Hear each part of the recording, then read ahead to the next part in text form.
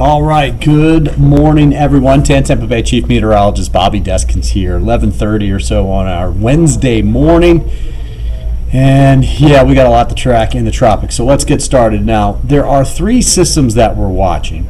Invest, let me go ahead and point these out for you. We've got Invest 99L, you can see here. 97L, which is out here. Bermuda, by the way, is right here.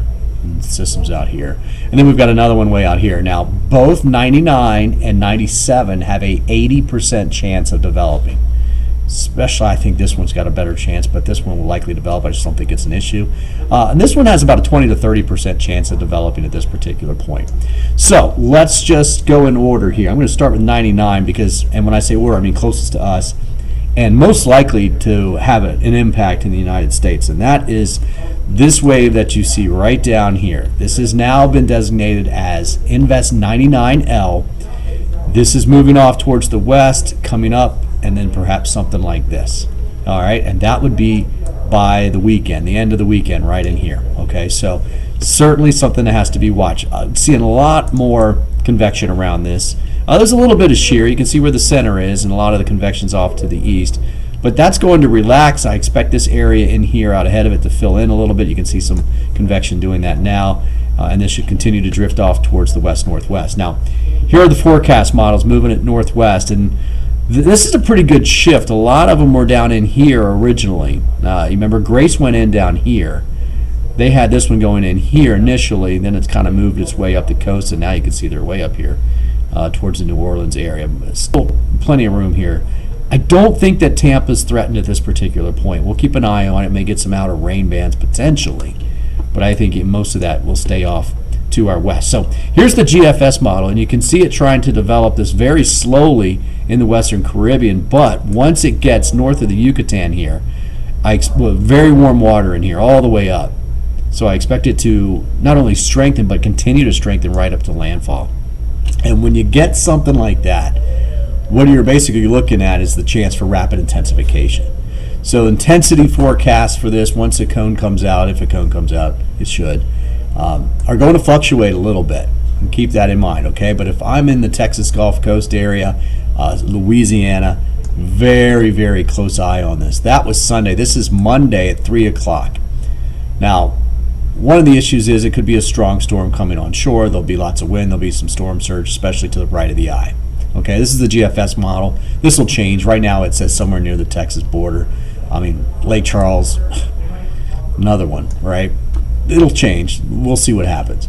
But notice that was Monday at 4 o'clock. This is Tuesday at 4 o'clock. Wednesday at 4 o'clock. Now the center's up here, it's weakening, but there's still rain down here. And so wherever this comes and turns, it's going to be a big rainmaker on top of whatever wind comes with it. All right, so flooding is going to be a major issue with this. You remember Harvey came up and it just kind of sat over Houston for 4 or 5 days. Nearly 60 inches of rain in many locations, right? Harvey did a bunch of loops. This doesn't look like it's going to do a bunch of loops, but when systems slow down, when they start to turn, they usually will slow down, especially if they're coming in this direction, they're going to turn and come all the way back out. I mean, that's almost a 90-degree turn.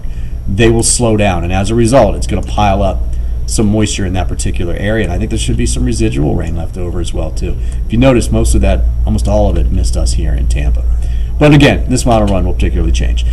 Let's talk winds right now. Here's the wind forecast from the Gfs as well, too. Again, not a lot down at the bottom of your screen. You see this area in here? It's just now, by Friday night, starting to develop a little bit more wind there. But watch when it gets out in here. Watch this. Oh, we lost it. Hold on. I got to show you that. Got to open that. Look at that. You see that? That's Saturday at 10 o'clock. Look at that wind really picking up Saturday night. And look at it's deepening. You see all the rings there? That's pressure. So strengthening Saturday night into Sunday.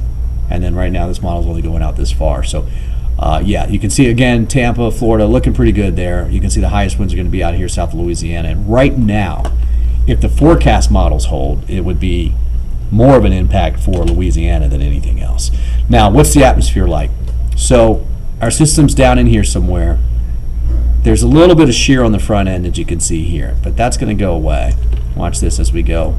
I didn't put any stops in here. So this is Thursday evening, and look what happened here. See all that? There's not much to see, right? Where that closed low is, you don't see a whole lot of shear on it. As we get out to Friday afternoon, it's somewhere in here. Now, this is shear out in the Gulf of Mexico, but what can happen is, if shear is not over the center of the storm, it can actually help the storm because it vents it. So essentially what's happening here, let me get this, is you end up with shear coming in this direction, and then shear coming in this direction, and your center's down here. So all of that thunderstorm activity that comes up the center and spreads out, it gets cleaned out. It gets cleaned out.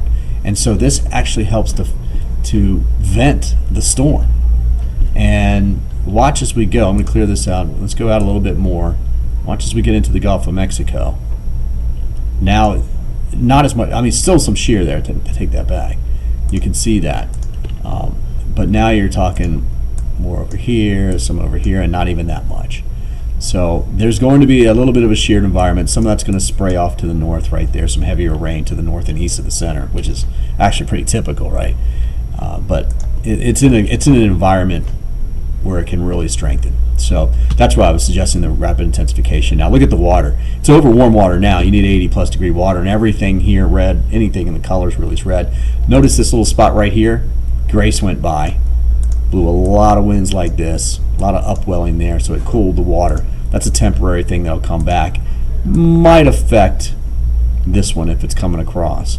But look at all this water in here. There's an eddy right here, this loop current.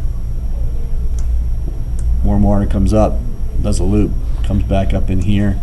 This little eddy is sitting out here, and it's got hot water all the way in there. So if it is moving off to the northwest like that, it's got plenty of warm water underneath it to keep the strength going. Now, here's the rainfall forecast, and this takes us out through, let's go 11, and you can see 11 p.m. on Sunday, but watch what happens after that, especially Louisiana. Look at that. Through early morning on Wednesday, and then it's moving to the north and the east. So essentially Monday, Tuesday, Wednesday is when the heaviest rainfall is going to be falling in that particular area. And look, guys, this is going to move. Right, it's going to change. If the track shifts west, that would obviously shift west. If it moves east, it'd be more in the Mississippi. I mean, Mississippi's still going to get a lot of it. But right now, I mean, New Orleans, just 14 inches rain. But it's just way too soon to say. This forecast model is saying over 7 inches. So we'll fine-tune this as it gets a little bit closer. It's a little bit further out. We do have some dust in the atmosphere. If you're in the Tampa area, if you're in Florida, you're noticing now. This is for tomorrow. You can see the dust is moving out, so we will clear a little bit. And there's another patch out here I don't think really affects us. It's kind of local weather for Tampa. But notice there's not a lot down here. All right, and this is Friday. The system will be somewhere in here by that particular time. Let's go out to Saturday and Sunday. There's not a lot in the Gulf as it's moving in. And what dry air, dust there is back behind it. All right, so real milky white skies out there if you're watching from Tampa today. That will slowly clear up as we get into Thursday and Friday. And then look, I mean, we've got a whole bunch of it again through Sunday. This is actually a good thing during tropical season because it tends to dry out the atmosphere, makes it really hard for storms to form in all of this. So, we'll take it. Usually in June, for Tampa at least, for Florida, that's when we tend to see most of that. Okay, tropical wave Invest 97L. This is the northern one. You can see Bermuda right up here. It's way up there. It's almost already at the latitude of Miami. In fact, that's a little bit north of that. And the forecast models just don't really do too much with this. What I think would happen is if it develops it, which the Hurricane Center gives an 80% chance, it would come out and curve just like that. So I don't think it's a threat. I think even Bermuda will be okay with that one. There's the first one. That's 97. This is 98 here. See coast of Africa here. You got Barbados, the Windward Islands all in here. This one will follow up behind 97. So forecast models are pretty much turning this thing to the north, and that'll take it up and out. So that will not be a concern either. So the ones out there aren't might take up a name. Ida, the 97, the one out in the Atlantic would generally, I think, would get it faster, would get a name faster. But you know how those I storms are. Irma, Isabel, Irene, just many of them that just, you always got to watch out for that. Every year we look at what's the I storm. Because it's just, can be a doozy, that's for sure. And I tell you what, if Ida is the one that's in the Gulf, we're gonna have some issues with that one. There's a possibility for some major effects with that. Julian and Kate, the next names after that, and I don't think we'll get to Kate with that particular system right now. And if you look at the GFS model, this is going to go out, obviously let's go out to Monday. You can see it thinks the system's here. It doesn't really have much else. It's kind of merging these two up in here and taking it out. The green is high pressure. There's our system by Wednesday morning. Another low coming off of Africa. Trying to develop a little bit, but not much. But you see nothing else really going on. And for us in Tampa, you see this high pressure over the northeast. If that thing continues to drop south and park off the southeast coast, that would really help us out and try and block us a little bit. So that's where we're at, guys. Let me get off of here. We're getting ready to do the noon show. The one to watch, obviously, is that one in the Caribbean, 99L.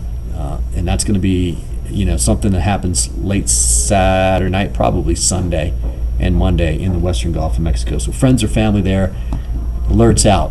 Expect obviously a potential for a hurricane, and flooding is going to be a big time issue. And this is because it's slowing down, and that's what happens.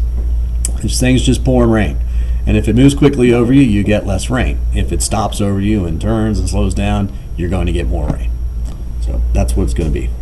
Okay, guys, we'll keep you updated right here on 10 Tampa Bay on our Facebook pages as well. If you're watching on 10, mine is Bobby Deskins Weather. You can like mine there as well, too.